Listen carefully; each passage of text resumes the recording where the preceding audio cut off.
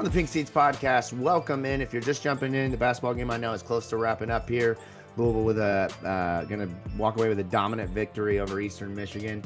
But we are here tonight to talk Louisville football. Jacob Lane, Vince Lococo, Keith Artoff, right off of a trip from Dallas. Man, what a way to go out and do the first road trip of my life, besides bowl games, like true actual road game, man. Just an absolute stinker. But you know what? We're going to talk about it because that's what we do here. We're also going to double up tonight and get into the Kentucky preview as we roll into Thanksgiving, try to get everything done here at the beginning of the week so we can go off and enjoy eating an absolute banger of a meal. Guys, I'm getting 4 pegs Thanksgiving this year for the family, and I could not be more excited for a bourbon brine smoked turkey, some green beans, some mac and cheese. It is going to be an absolute feast in the Lane household this year. I cannot wait. I cannot wait. What's the Thanksgiving plans for you guys? Keith, go ahead. You can go first. So, wife and I are volunteering and working the Louisville turkey trot that morning. I should have went first because Keith is anything I say now is just gonna be like, "Wow, Vince is an asshole. Why can't you go volunteer?" Go ahead, Keith. Go earn your halo. It was not my choice. It was, honey, I want to do this. Would you come with me if I did it? It's like, can't say no. Exactly. You're such an asshole. In case of Surfside, you can put some in your pocket, Keith, so you can have some fun out there. So we'll be working that, and then honestly, probably just come home and just chill. It has been a very hectic time in the life of Keith, as we know it. Not going to dive into too much details, but good things happened. Hectic things happened. Haven't been sleeping a lot lately. Feel you. I am going, I don't know. I honestly forgot Thanksgiving was this week, so I need to text my mom. Mother, if you're watching this, you can text me with Thanksgiving plans if you want. Tell me what we're doing. I was busy this weekend. I forgot to text. Here's what I'll say, Keith, before you jump in, Chastity, if you're listening and you want to get involved in the show to let Vince know what the plans are, you can also do so on the YouTube channel, State of Louisville YouTube channel. Get into the Pink Seats party day. Let's hear about your experience if you went to Dallas. Let's hear about anything that you want to talk about that's not football even. I'll hear give me your food takes. What's the number one the number one food you go to off the line? Give me all of that right here in the group chat. Go ahead.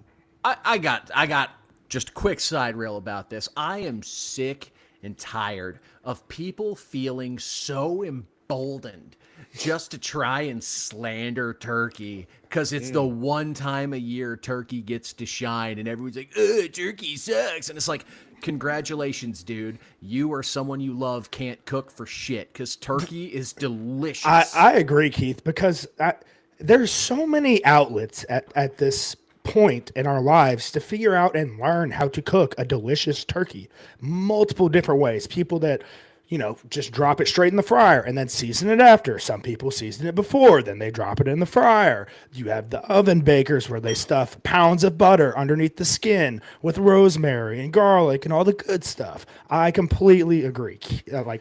Keith, you're spot on. If you have that, just tell me you don't own a baster and tell me you don't own seasoning. It's okay. Jacob knows a guy. We can take care of you. We absolutely can. Do you guys this year? Somebody told me that I should drop a frozen turkey in the fryer. That's the best way to cook it. Do you guys think I should try that? Immediately out of the freezer. Yep. Make sure you do it inside. Make sure there's a lot of ice crystallization on the bird, especially. Make sure you don't touch between, like under the wing flaps or anything where that would pool up. That's definitely extra flavor. Okay, yes. Cool. All right. For the Pink Seats podcast is not responsible for any fires that may occur if you decide to reenact this segment. Perfect. Thanks for saving us, Keith. There we go. Getting the legal ramifications out of the way. If you're watching on Twitter, we thank you for doing so at the State of Lou. If you're watching on YouTube, go ahead and follow us on Twitter at the State of Lou, at Pink Seats Pod, at producer_Keith, at Vincent Lococo. My name's not even on the sheet because I haven't been here in so long. At Jacob Lane 08 is the Twitter handle. And of course, as I mentioned, the YouTube channel and anywhere you get your podcast from on the audio side.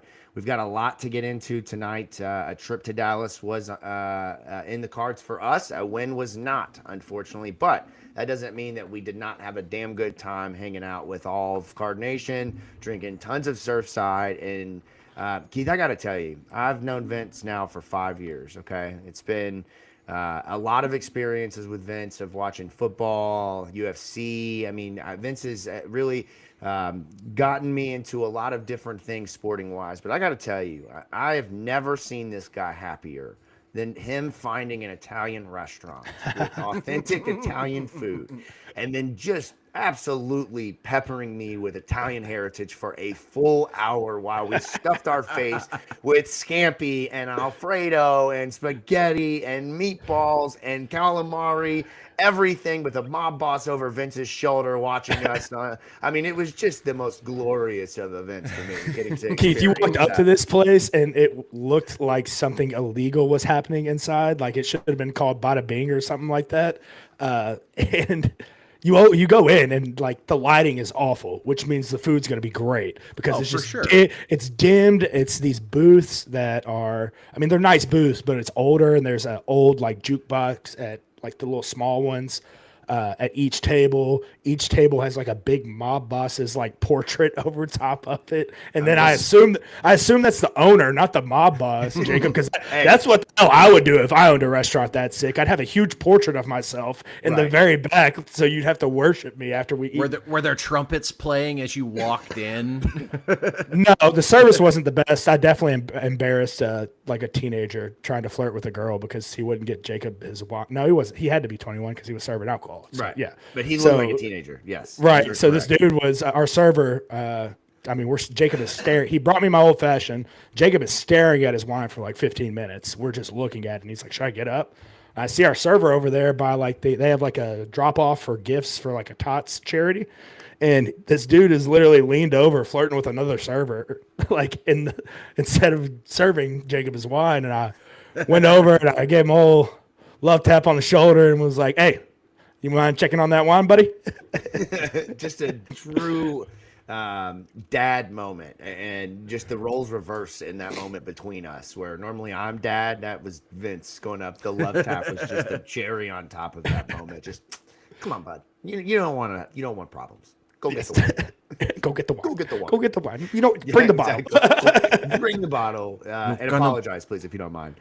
But we did go to a football game. I will say the boulevard down there at SMU, the campus, the you would love it, Keith. 10 of 10. That is all you. No, not not to the magnitude of an Ole Miss or Alabama or an LSU, but it gave off SEC type vibes. Just the environment, the dressing up.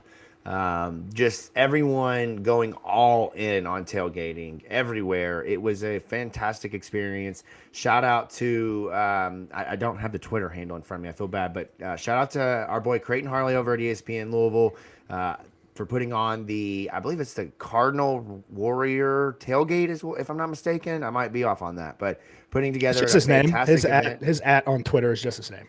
Yes, but they also have like the group that they run, whatever. But yeah, you got it. But shout out to them, fantastic event. Shout out to Louisville alumni for putting together also a fantastic tailgate, putting together a fantastic alumni watch party for the basketball game Friday night. The vibes were at an all-time high, Keith. I'm not kidding you when I say that. It felt going into it like we're gonna do this. Like we're going to because of the vibes.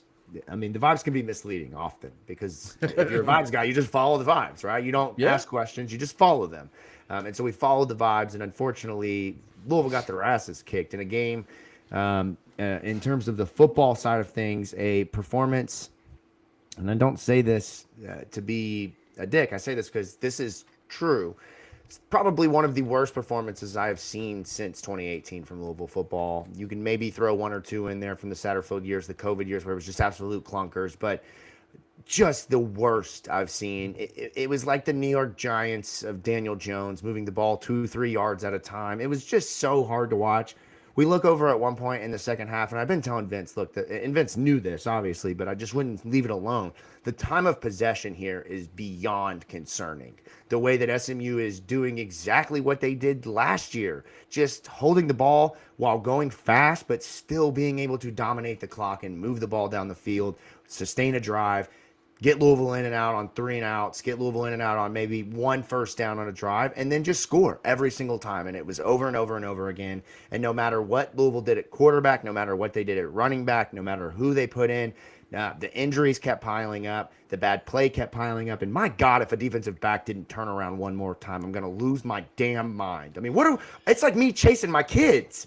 What are you doing, man? Turn the hell around and look for the ball, for the love of God.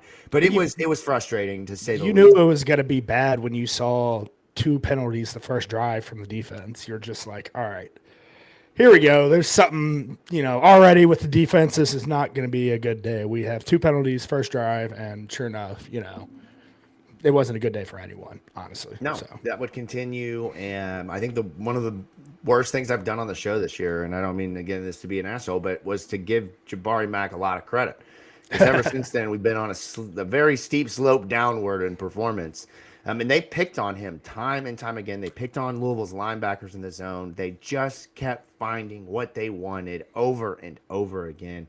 And when you don't have the ability to run the ball, and you're not willing, not that you're not able, I'm going to be very clear on that. You're not willing to throw the football down the field. What do you expect? Defense couldn't tackle. They're out there all day long. They just want to get some brisket too, man. I mean, that's what they want. They just want to go eat. It was just so hard to watch after being so excited to see what could happen with Deuce Adams. I mean, Vince and I stopped at a hit right before we walked in the stadium, with some content about this could be the moment for Louisville, that everything turns, and this is his job, and he takes advantage of it. But Jeff Brohm did not even give him the chance to do that in this game with the play calling. Didn't even give him a chance. And that's a shame. It's an absolute shame because their play, it mimicked the way that they coached, the play calling, the just conservative. We're just going to do what we think will work instead of trying to test it, try new things. It just, I don't know. It was just so beyond frustrating to watch in person. It just felt like I wanted to bang my head on the bleachers. Which were pink, by the way. They were pink. They were pink, Keith. I mean, it's hilarious. It's like they knew they were coming. The most frustrating thing I think about this game is that even after the third quarter, things weren't out of hand.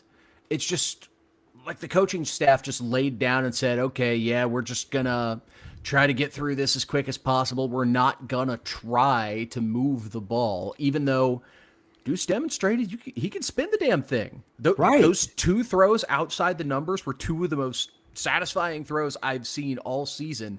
And we had a third that was, I don't know if it was Deuce overthrowing or if it was a route. Yeah. Like both sides got presented almost immediately where, look, if you have a quarterback who doesn't have a big arm, Vince, you could attest, like you're coached at the top of vertical routes, start going a little bit horizontally so your quarterback can throw you open across the field rather than downfield if they don't have the arm. So you have a home run play that's missed due to lack of chemistry. So like half blame for both players. No one's fault really, just because they've had 8 days to work together. Yeah. So it was frustrating to see the staff give up. Yeah. At least that's what it looked like. Like you did not try to win this game. You mentioned the chemistry stuff, Keith. Like I want to hit on that for a second. You could see there were plays within that game that you're like, man, if Deuce just had one more game rep, if Deuce had, 2 more game reps, just active series and real game time. I'm not saying 1 play here, 2 plays here, a real series within a real game. Playing quarterback, throwing the ball downfield, he might have felt a little bit comfortable at least. It was frustrating. It was, and I don't understand.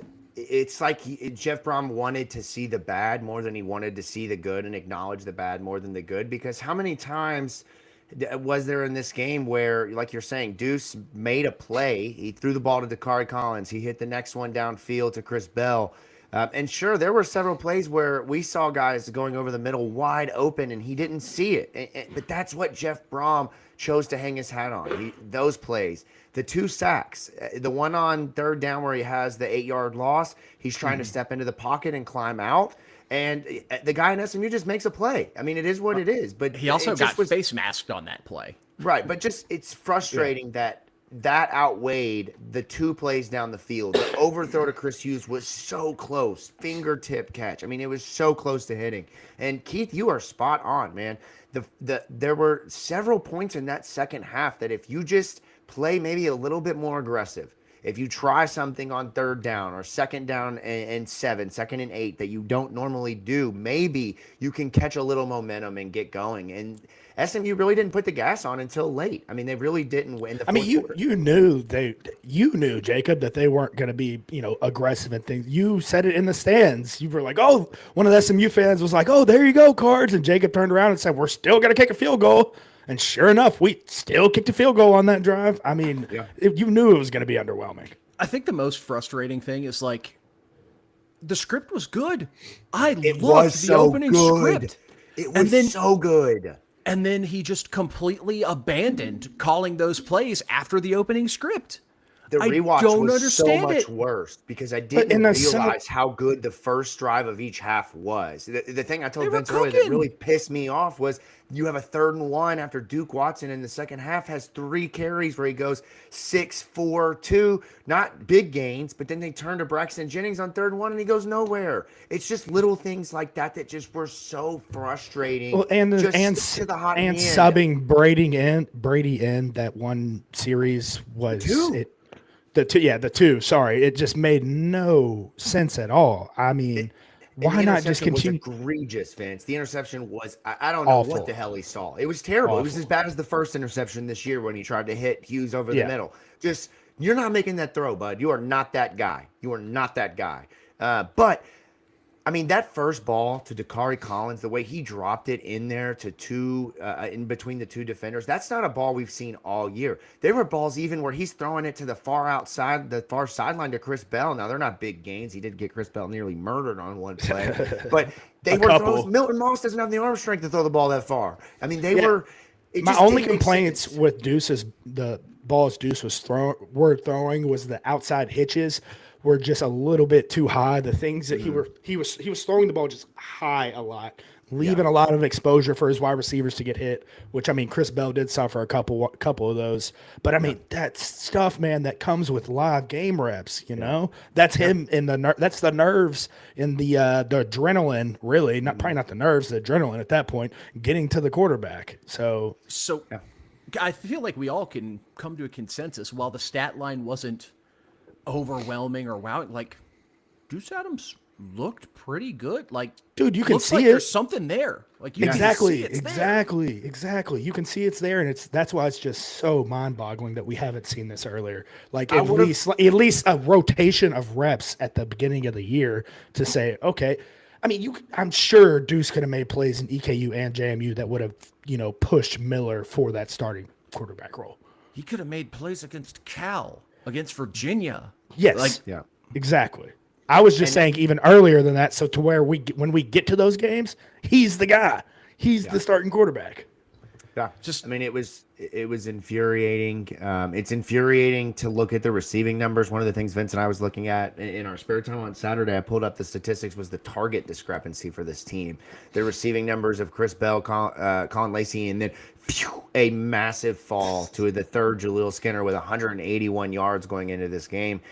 This year, they've had 2 dynamic wide receivers, but nobody has stepped up elsewhere. And you saw that in this game when both Chris Bell and Colin Lacey, especially Lacey, goes down.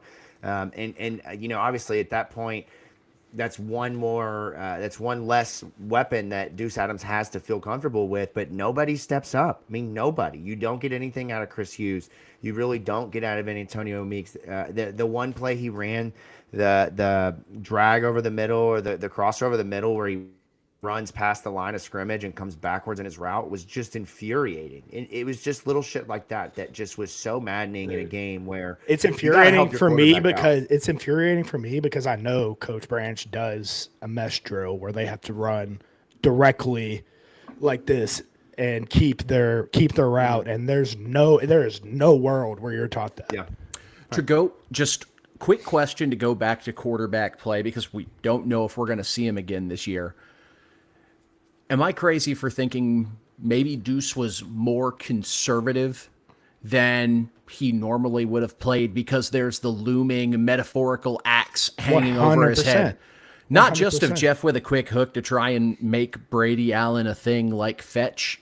Yeah. It's not going to be a thing, but also to go get a portal quarterback over him again and make him wait again rather than actually getting him the experience and letting him develop. Right. I mean, Like- you obviously, you're never going to feel comfortable whenever your head coach is already going into the week saying, yeah, we'll play multiple quarterbacks, but he's our starter though. We're going to play multiple guys. So don't fuck up. Right. Yeah. It made no sense. I would have loved to have seen those 3 extra throws for Deuce. That's 3 more opportunities to move. Well, the just ball down the instill field. verbally to the media, to the people, instill confidence in your quarterback, your redshirt freshman that everybody has been wanting. I'm sure he can scroll Twitter and see how much we're all wanting to see him every week. So I'm sure hearing, the leash is going to be, real short at the start of the week, that doesn't give him any confidence. And look, where put him in is just, it's foolish. And the way that he called the plays when he put him in was foolish. You're down 14-3. They've scored 2 straight drives in a row, and you go to Brady Allen on drive 3. First down, 0 yards on a run play. Second down, Brady Allen has to scramble 4 yards. Third down, you go -1 yards on that pass to Antonio Meeks and a punt. You don't see Brady Allen again until the second half when he throws the interception. What in the hell is the point? What are you doing? What are you trying to prove? Other than this guy's been with you for 5 years. I mean, shit, the guy's tried to leave twice, Jeff.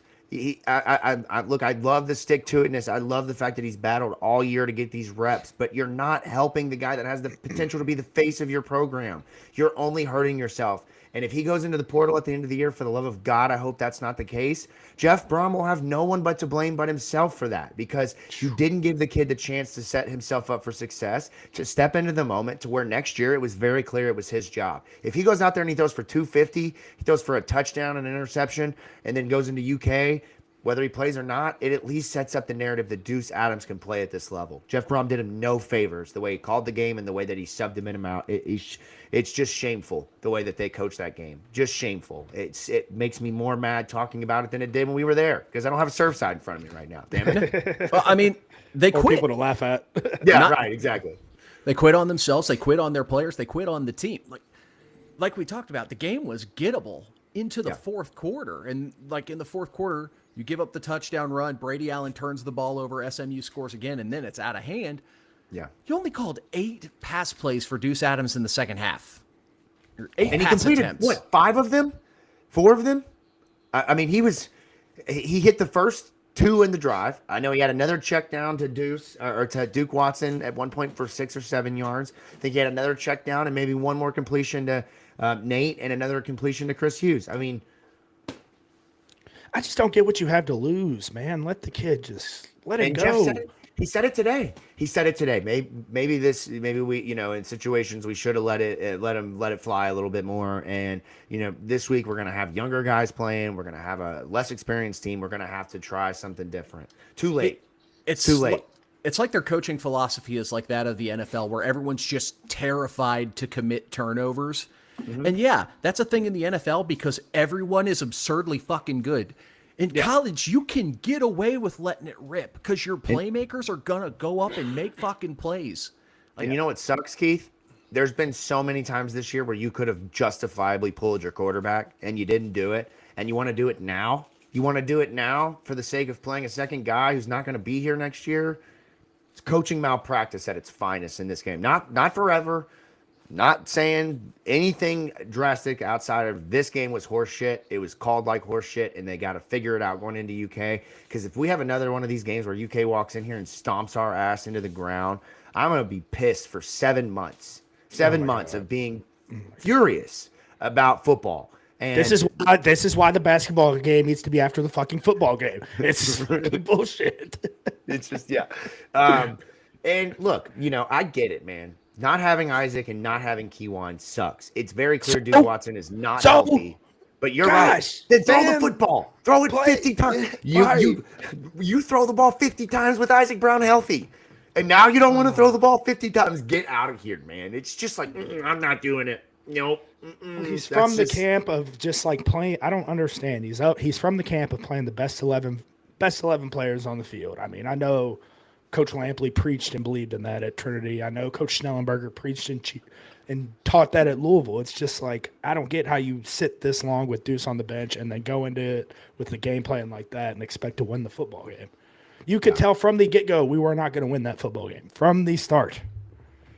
That's right. That's right. Even though you had chances, because your defense did at times get them off the field. You know, they certainly gave up a lot of big plays, and SMU committed a hell of a lot of penalties. But, you know, it is what it is. Well, let's flip the talk for the defense for just a second, because I think this is the first time all season, and honestly, I'm surprised it's taken this long, where the defense finally let go of the rope. Like, they saw the offensive coaching staff wasn't being aggressive in their calls. They were just trying to get this fucker over with. And I think that's what led to a significant portion of the explosives that were allowed in the fourth quarter. Because, again, this was one of the most dynamic, effective offenses in the country. They had 24 points through 3 quarters. We were still in the game. But just the offensive ineptitude, like, players can only take so much before they start to realize, like, dude, this shit's pointless, man. What are we doing, man? Right. We want to go home and chill too. You could see that on a couple guys' faces. I mean, there's an outside zone play, and I mean, I love Chris Bell. He has been our best weapon, best receiver all year. But I mean, there was a play where he just straight up gave up on a block, and his guy, you know, ends up making the tackle. And I mean, you could look at defense multiple times. There are guys just blatantly just jogging and eyes not in the right spot, and it's like, what? Just come on, man. What also doesn't help is Jordan Hudson having another week to recover, and he's starting to look like himself again, and Kevin Jennings having arguably his best game of the season. Like, there were even plays where we're in good coverage, and we're just getting fucking dotted up, man. And those receivers are legit. Brinson, Ymir Knight, and Hudson are dynamic. And then when you sprinkle in the way that Hibner played at tight end, they didn't even really get the ball to RJ Maryland until the second half of this one. He didn't have his first catch, I don't think, until the third quarter. Nothing worse than, you know, showing up Sunday, you know, getting ready to just play some college football, get my mind off the football game. Ironically enough, play some college football video game to get my mind off of what happened college Saturday. Football, the game. Right. So first person I fire up, you know, they always have the ultimate team guys that show up on the screen before you start it.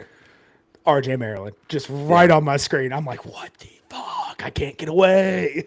Keith knows a little something about RJ Maryland back in. You remember that game, Keith? He ran you wild, buddy. Right over the middle. Those little 6, 7, 8 yard passes turned into me beating your ass. I remember you hitting that lag switch in that first game real quick. And getting right. Oh, that's good. But defense, though. Go ahead, Keith. Go ahead. I was gonna say, like, the defense wasn't good. They were fine, like average to fine. Yeah. Against an offense that good, they gave us a chance, and the offensive staff could not have been any less interested in trying to take it. It was, let's go down here, the whole time. Let's run out the clock. And look, like, defense made mistakes. They're human. They get it. Other teams trying too, and the other team's really fucking good. And now, for the sort of extension debate, because there were people talking about, like, oh, Jeff should be one of the blah, blah, blah highest paid in the country. Rhett Lashley coached like a coach who deserves to be one of the 10 highest paid coaches in the country. Yeah, he did.